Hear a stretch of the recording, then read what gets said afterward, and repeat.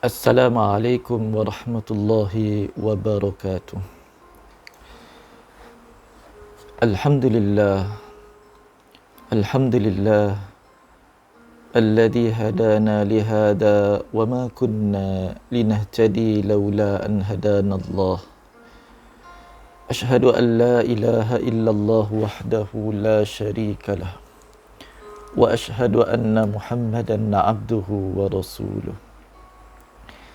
يا أيها الذين آمنوا اتقوا الله حق تقاته ولا تموتن إلا وأنتم مسلمون أما بعد. Sidang penonton, kaum muslimin muslimat yang dirahmati Allah sekalian. Tajuk kali ini insya-Allah saya akan membawakan kepada para penonton dalam video yang seberingkas ini insya-Allah agar kita memahami suatu perkara yang kita namakan sebagai sangkaan baik kepada Allah. Ya. Di samping kita bersangka baik dan juga kita meletakkan pengharapan itu kepada Allah Tabaraka wa Ta'ala. Para penonton yang dirahmati Allah, memang begitu lumrah manusia bila dia diuji dengan kesusahan, kesempitan, penderitaan, bahkan dirundung dengan perasaan yang sedih, sugul. Sudah tentu kita akan mencari sesuatu untuk kita letakkan pengharapan dan sandaran. Setelah kita letakkan satu pengharapan dan sandaran itu, lalu di sana adanya sangkaan-sangkaan yang baik terhadap sesuatu yang kita sandarkan. Namun kita sebagai seorang Muslim, para penonton sekalian, sudah tentu kehidupan kita ada bertuhan. Kita memperakui bahawa Allah Tabaraka wa Ta'ala adalah Tuhan. Tuhan sekalian alam yang selalu kita bacakan di dalam suratul Fatihah. Alhamdulillahi Rabbil Alamin. Segala puji-pujian bagi Allah, Tuhan sekalian alam. Berarti apa sahaja yang berlaku di hadapan kita, sama ada yang telah berlaku ketika ini dan yang akan datang, adalah baiknya kita letakkan segala pengharapan dan juga sangkaan yang baik kepada Allah Tabaraka wa Ta'ala.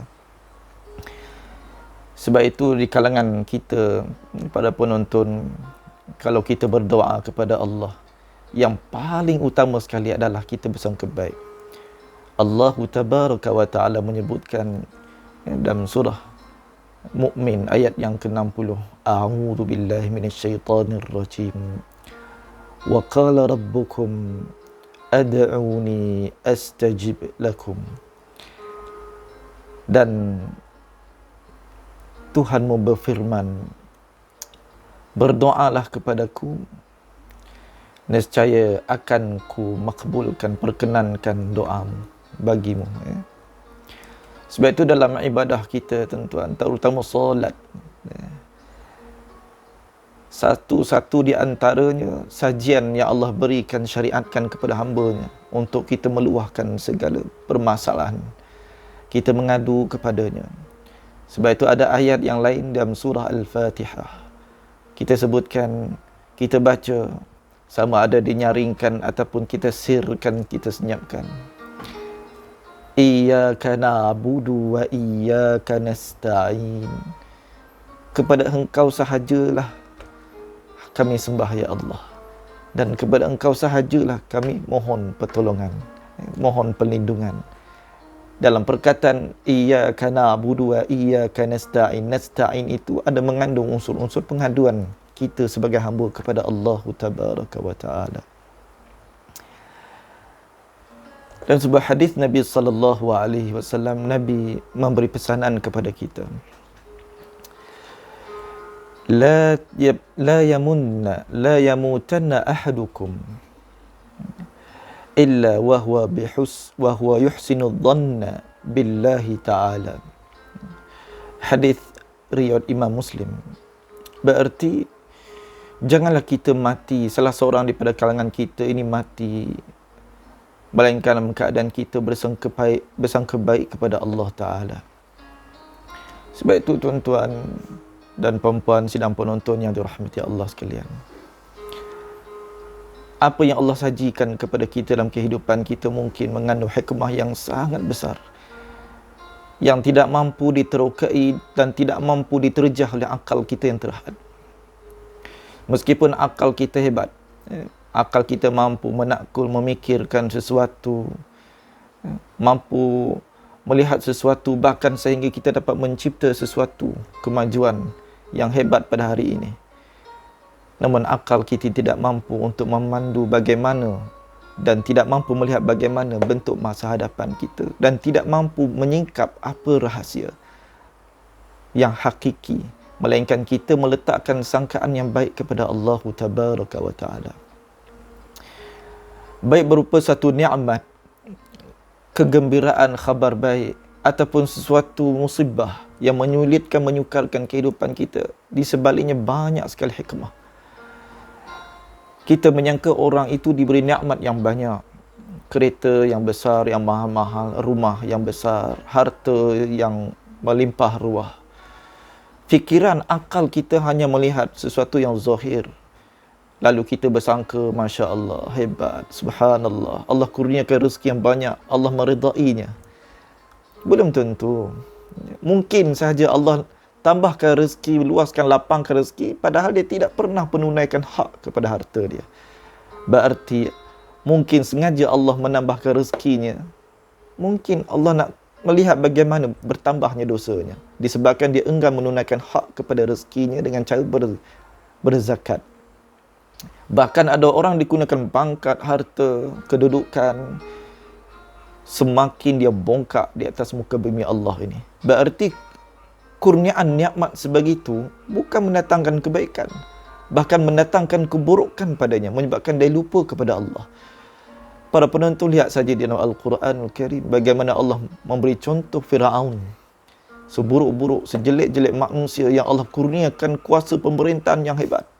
Hari ini kita saksikan generasi kita menyaksikan bangunan-bangunan puing-puing yang ditinggalkan oleh Firaun. Setelah beberapa ribu tahun, 2, 3, 4 ribu tahun ditinggalkan, hari ini generasi kita menyaksikan bagaimana orang-orang yang Allah kurniakan kemewahan, pangkat dan harta, akhirnya terbenam di dalam lautan disebabkan keangkuhan. Berarti kurniaan nikmat itu bukan sesuatu yang baik untuk dia.